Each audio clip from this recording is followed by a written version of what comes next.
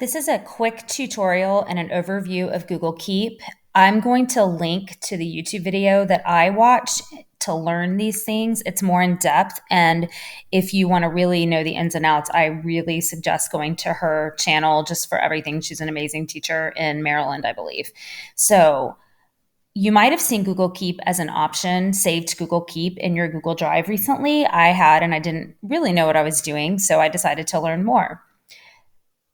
But if you want to see all the things that you have saved, you're going to go to keep.google.com. By the way, there's also an app where you can save to Google Keep, a Chrome app that will appear up here when you have things that can save. So as you can see, I have quite a few things here already. So I mentioned in my last tutorial of Wheel of Names. If you haven't watched that one, I feel like that's a really good one to watch because it's mind-blowing. So I have created a Google Keep list of all of my classes, first names of classes at school. I also have a master to-do list right here. And if I open that up, it's going to show you the things that I've already completed and the things that I haven't completed, and I have to remember to do those today.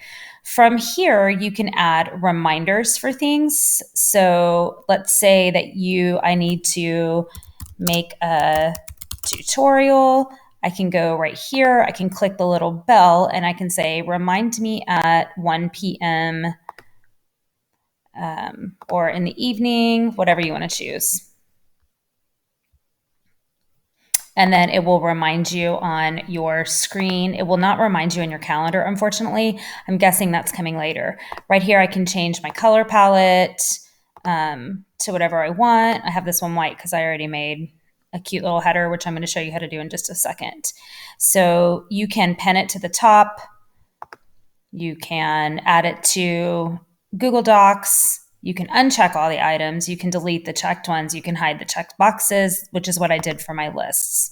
So I just want to quickly show you this because I thought this was insanity. So I'm doing a book study at my school on courageous conversations. And so I just wanted to try it out because I just thought it was so interesting. So all I did was take a picture of a page in the book, and then I uploaded it through the app on my phone. And then if you go and click these three dots and you click grab imaged text, which I've already done, so I'll show you what it looks like. Check that out. It grabbed all the images, which you could copy and paste and highlight and all those things. It's great for when you're in a meeting and you don't, or in a session at a convention and you don't want to keep the paper. I thought that was super cool.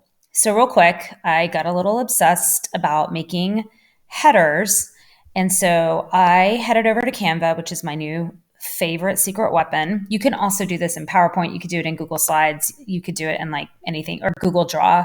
You can do it in anything you want. So you're going to head down to custom size, and it's going to be 6" by 3". And if you already have headings that you like, you could use the magic resize in Canva and do it in about 0.2 seconds. Another reason to love Canva, if you're a teacher, you can qualify for a free pro account. Highly, highly, highly recommend it. I'm learning things every day.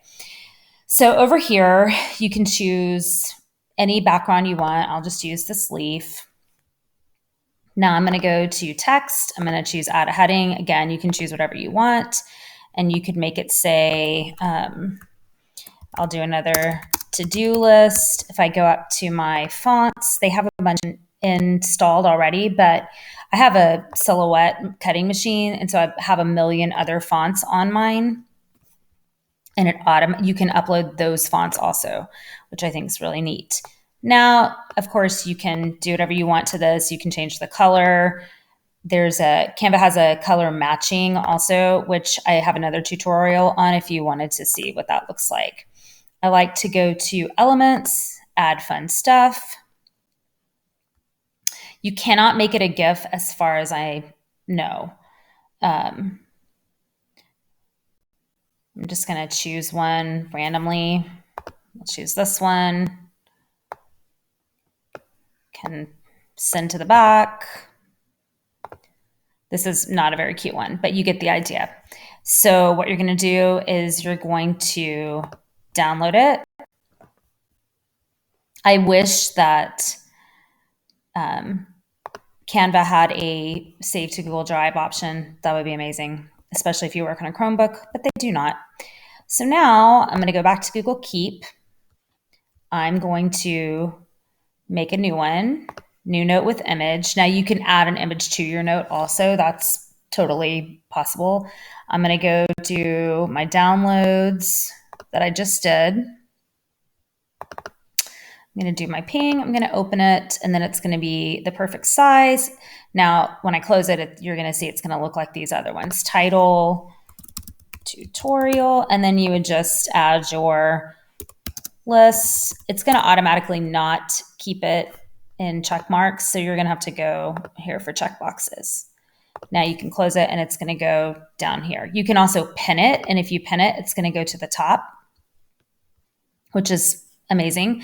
One of the other things I think is amazing, and I wouldn't use it as a music teacher, but as a classroom teacher, I shared it with my bestie, and she was like, OMG. So you can click right here to collaborate. And so those of you that are dealing with virtual school right now, I know a lot of teachers are making checklists for kids. How cool is this that you could click on this button right here and you can actually share it, at least in my district, because we're a Google district, you can share it with your student. And then you can see when they are crossing things off, and it will even timestamp it to show you when they've done what. Now, I would probably set them up in Canva and let them make their own header. You can see I made one. Where is it? I made one like a mock-up for someone. Well, I don't know where it went. But again, like giving kids that power to do, oh, here it is right here. So I made this one for a student, and but they could make their own. This is a fifth grader. They could 1000% make their own. So I hope this helps. I love Canva. I love Google Keep. I'm learning more about it all the time. If you have other suggestions for me about Google Keep or Canva, please let me know so that I can learn it, because I'm super nerd about stuff like this.